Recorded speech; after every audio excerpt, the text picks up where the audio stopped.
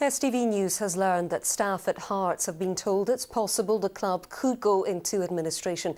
They were apparently briefed after Vladimir Romanov's resignation from the board of owners UBIG. Publicly, however, Tynecastle officials insist developments in Lithuania have not so far had an effect on them. Here's Gordon Cree.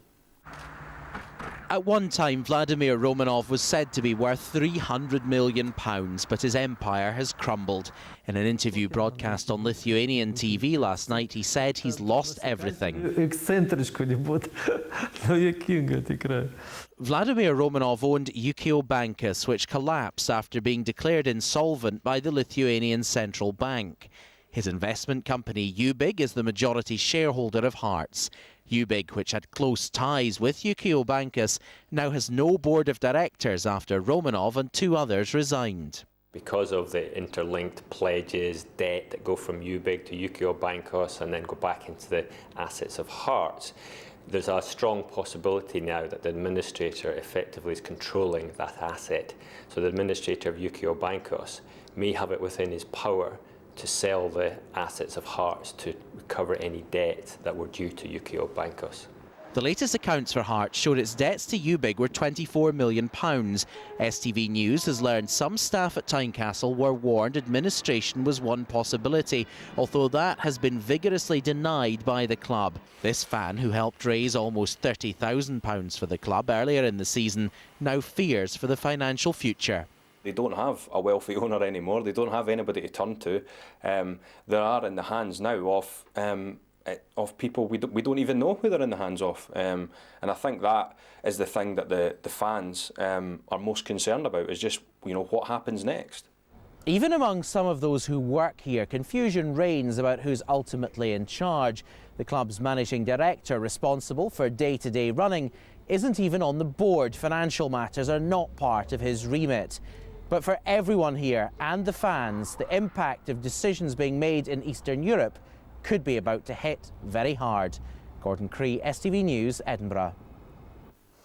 And Caroline will be back with more on that and the rest of today's sport later in the programme.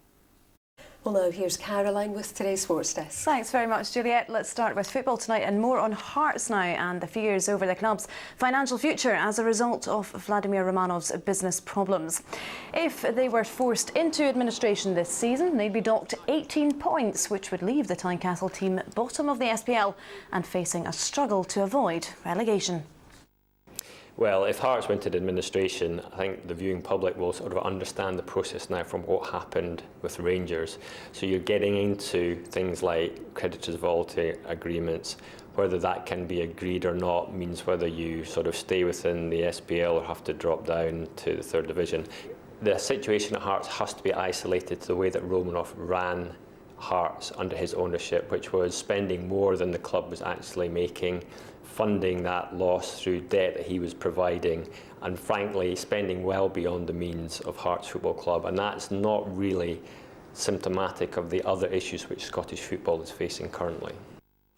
Well, to matters on the pitch, and Hearts are in SPL action against St Johnstone tonight. Interim boss Gary Locke says building momentum now is crucial ahead of the League Cup final.